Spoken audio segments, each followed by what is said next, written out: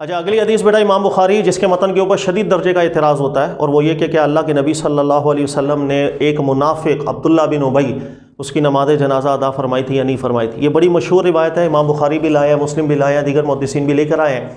لیکن یہ جو روایت ہے اتنی شدید درجے کے اپنے متن میں اعتراض رکھتی ہے کہ محدثین کی اکثریت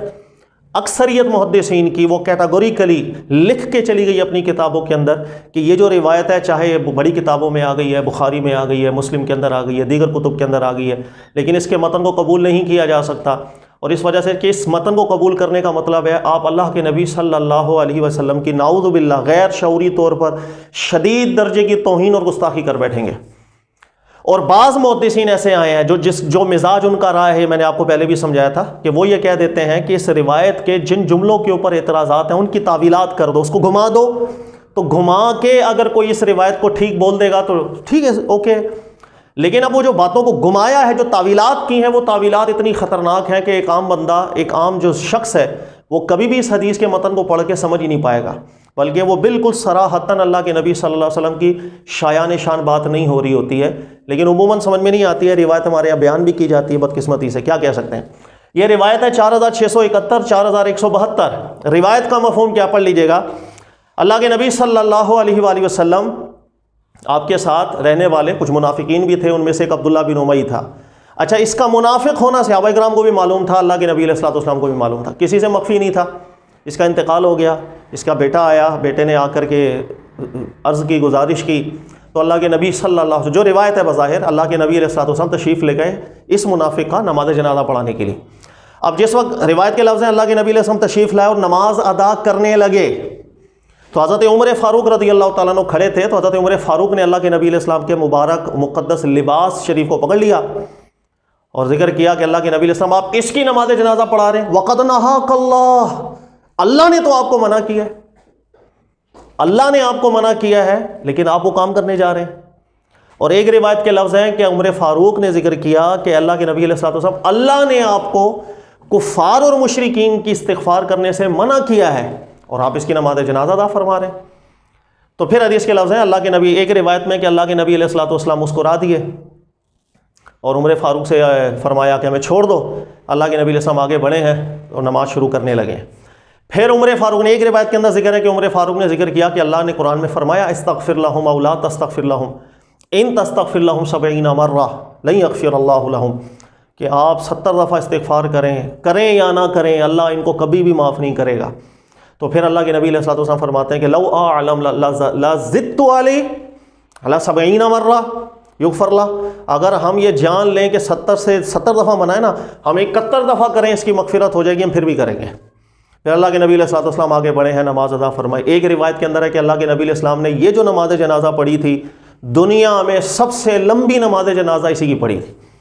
یہ ایک روایت آ گئی ہے۔ بہرحال اب روایت کو میں نے کئی دفعہ، چونکہ ہمارا لیکچر چل رہا ہے وہ احادیث کے جن کے متن پر آبجیکشن ہے، تو اب آپ بہت اچھی طرح مزاج بھی سمجھ گئے ہوں گے کہ روایت صرف سند میں نہیں دیکھی جاتی ہے، اس کے متن کو بھی حل کیا جاتا ہے۔ کبھی کبھی صحیح سند کی روایت کے متن میں بھی ایسا اعتراض آ جاتا ہے نعوذ باللہ کہ جو انسان کو ایک بہت بڑے درجے کے اوپر لے کے چلا جاتا ہے۔ نیت نہیں ہوتی ہے لوگوں کی، لیکن غیر شعوری طور پر بھی اس میں مبتلا ہو جاتے ہیں۔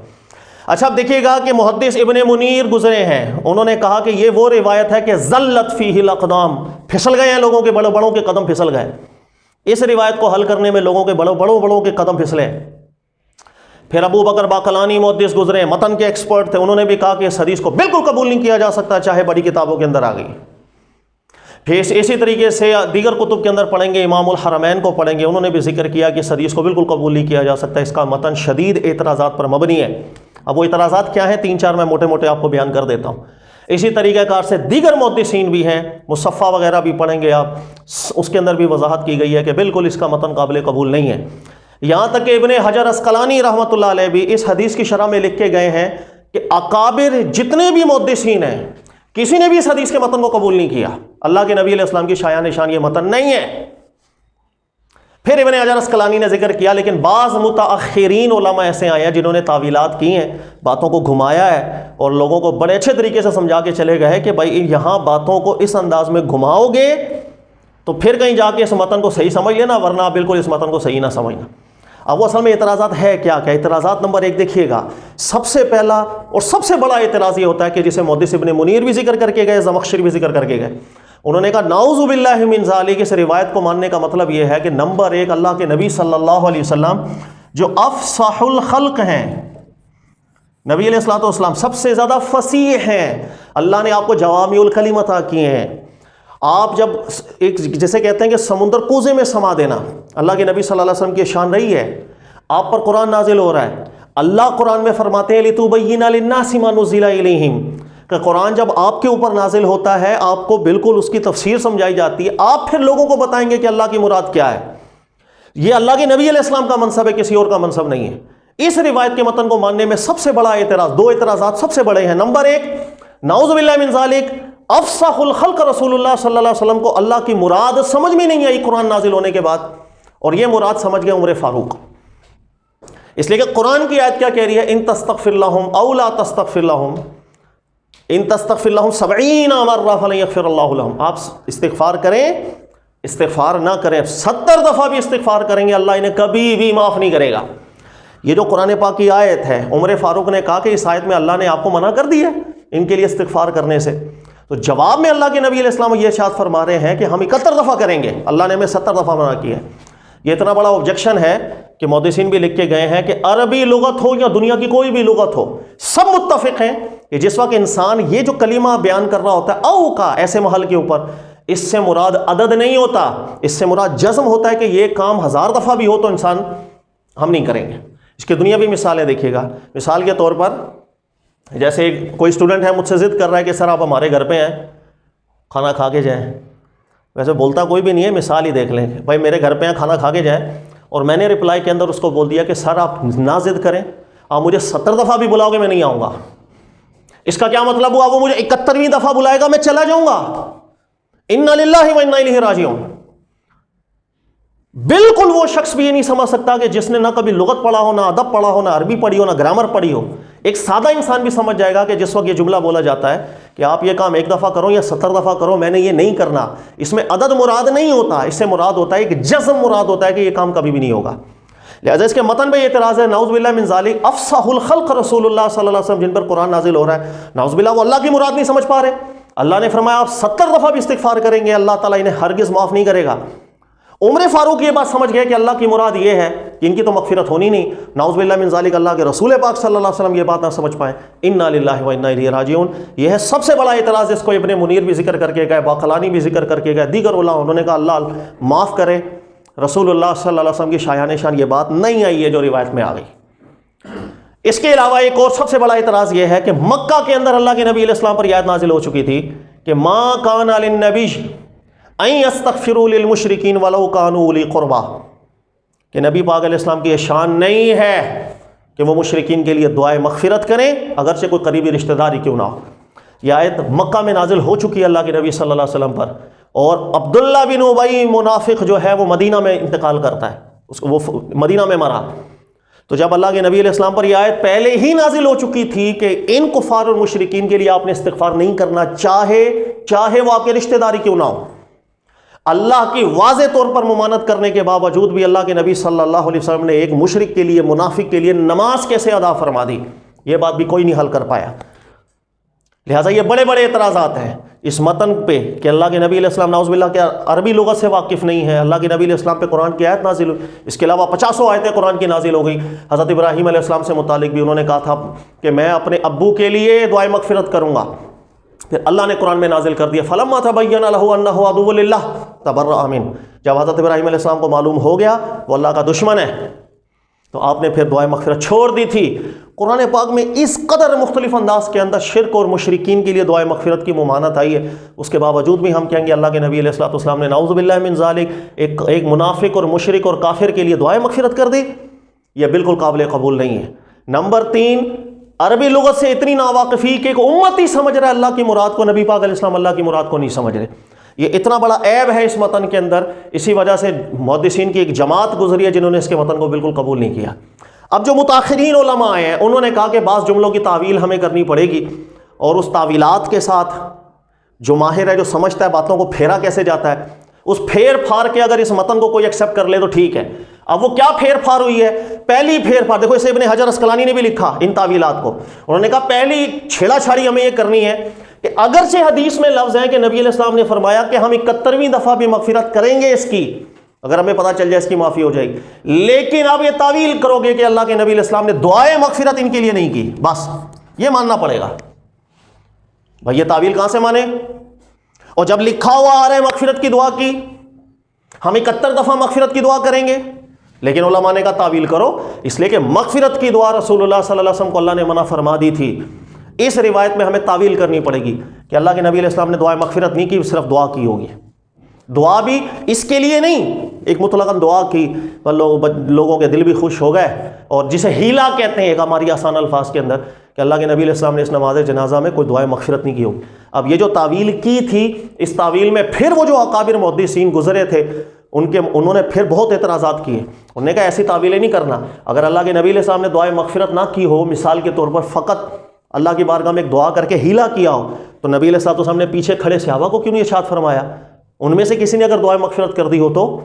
اگر ایسا ہیلا کرنا تھا اللہ کے نبی صلی اللہ علیہ وسلم نے، تو اللہ کے نبی علیہ السلام صحابہ کو بھی فرما دیتے کہ ہم اوپر سے نماز جنازہ ہو رہی ہے، ان کے لیے مغفرت کی دعا نہیں ہو رہی ہے۔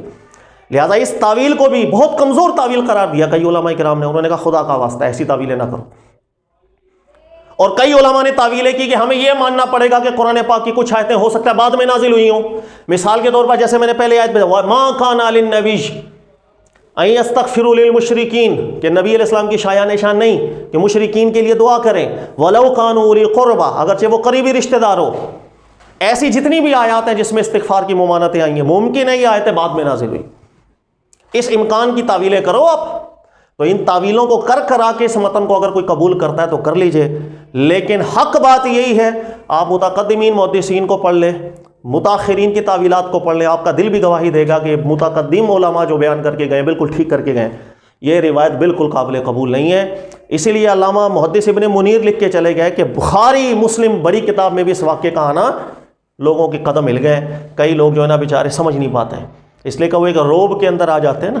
صحیح روایت صحیح سند، لیکن متن کو چیک کرنا بہت ضروری ہوتا ہے۔ لہٰذا یہ ہمارے یہاں واقعہ بھی بڑا کثرت سے بیان کیا جاتا ہے، نہیں کرنا چاہیے، بالکل نہیں۔ آپ اس کو پڑھیں، علماء نے اس پر کتنے اعتراضات کیے ہیں، اللہ کے نبی علیہ السلام کی بالکل شایع نشان یہ واقعہ نہیں ہے، سمپل از دیٹ۔ اللہ نے مکہ کی زندگی میں جب منع کر دیا کسی کافر مشرک کے لیے دعائے مغفرت، نبی علیہ السلام نے نہیں کی، اللہ کی خلاف ورزی رسول اللہ اگر کر لیں باقی کیا رہ گیا؟ بالکل نہیں کی، اللہ کے نبی علیہ السلام پر یہ عیب بالکل نہیں آیا، ٹھیک ہے۔ تو یہ حدیث ہے، اس کے متن پر اعتراض میں نے آپ کو بتا دیا، باقی اعتراض کے لیے ریفرنسز چاہیے وہ بھی دیکھ لیجیے گا، ابن حجر کو بھی پڑھ لیجیے گا، آپ کو کافی ریفرنسز مل جائیں گے کہ کئی بڑے علماء نے اس کے متن پہ اعتراضات کیے ہیں۔ حق بات بھی یہی ہے، اس کا متن ٹھیک نہیں، اتنی تعویلات کون عوام الناس میں سے کرے گا، کس کا دماغ ہے اتنا؟ تو کبھی کبھی یہ محسوس بھی ہوتا ہوگا آپ کو، لیکن آپ لوگوں کو تو نہیں ہوتا ہوگا، چونکہ بھائی ریکارڈ بھی کر رہے ہیں تو میں اس لیے یہ بات کر لوں کہ ان کا تو دیکھو جو اسٹوڈنٹس ہیں نا میری کلاس میں، ان کا تو میں نے اچھی طرح ذہن بنایا ہوا ہے، تو سننے والے بھی کبھی پریشان ہو جاتے ہیں کہ سر جی بخاری تو بڑی معتبر کتاب ہے، امام بخاری بھی بہت بڑا محدث ہے، تو آپ تو ایسے حدیثیں بیان کر رہے ہوتے ہیں جس کا متن ٹھیک نہیں، اس میں اعتراض ہے، کفر ہے۔ تو میں آپ لوگوں کے لیے بھی یہ سمجھا دیتا ہوں کہ ذہن میں رکھیے گا امام بخاری پھر بھی بڑا محدث ہے، پریشان نہیں ہوتے ہیں، بات کو سمجھا جاتا ہے۔ میں اس کو دنیاوی مثال سے ایک سمجھاتا ہوں، اور اکثر اپنے اسٹوڈنٹس کو بھی میں سمجھا رہا ہوں، دیکھیے گا ہمارے دور میں جو آپ لوگوں کا بھی دور ہے، آپ نے کرکٹ دیکھا ہوگا، ایک بیٹسمین گزرے ہیں سچن ٹنڈولکر، بہت بڑے بیٹسمین، بڑے اعلیٰ، ریکارڈز دیکھیں اس کے، سینچریز کتنی بنائی ہیں، 50s کتنی بنائی ہیں، مطلب بہت اس کو لائک کیا جاتا ہے، پسند کیا جاتا ہے، اور جتنے بھی آپ دیکھ لیں بیٹسمین ہیں کوئی اس کے لیول کا بھی شاید نہ ہو، لیکن اس کے باوجود بھی کیا وہ کبھی 0 پہ آؤٹ نہیں ہوئے؟ آپ بولیں گے بالکل ہوئے جی۔ کیا ہر میچ کے اندر وہ ایک میچ وننگ پرفارمنس ان کی رہا کرتی تھی؟ ہم بولیں گے نہیں، کئی میچز کے اندر وہ آؤٹ ہو گئے، کئی میچز میں پرفارمنس اچھی نہیں رہی ہے، لیکن اوور آل دیکھا جائے گا تو ہم کہیں گے اوور آل اس کی کارکردگی اتنی زبردست ہے کہ وہ بڑے بیٹسمین میں شمار ہوتا ہے۔ تو یہی چیز ہے، یاد رکھیے گا، اللہ کے نبی صلی اللہ علیہ وسلم کے بعد یہ علماء کی محنتیں ہیں۔ اب امام بخاری پھر بھی بڑا محدث اس لیے ہے کہ ہزاروں حدیثیں امام بخاری لے کر آئے، اور ان ہزاروں حدیثوں میں ہزاروں ماشاءاللہ سند میں بھی ٹھیک ہیں، متن میں بھی ٹھیک ہیں،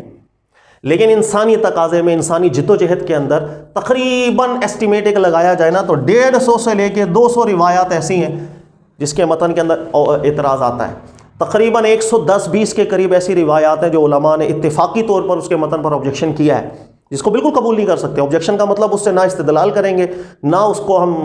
ایز اٹ از مان سکتے ہیں، اس میں اعتراض ہے اللہ کی توحید سے متعلق، رسول اللہ صلی اللہ علیہ وسلم کی نبوت سے متعلق، قیامت سے متعلق، صحابہ سے متعلق، دیگر اہل بیت سے متعلق نہیں ٹھیک بات ہے، تو یہ آبجیکشن بنتا ہے، اس وجہ سے علماء نے اس کو الگ کیا۔ اور 110-20 کے علاوہ آگے جو 70-80 روایات ایسی ہیں کہ جس میں علماء کرام کا شدید اختلاف رہا ہے، کئی علماء نے متن کو بالکل ناقابل اعتبار ٹھہرایا، وہ ایک اختلافی درجے کی ہیں۔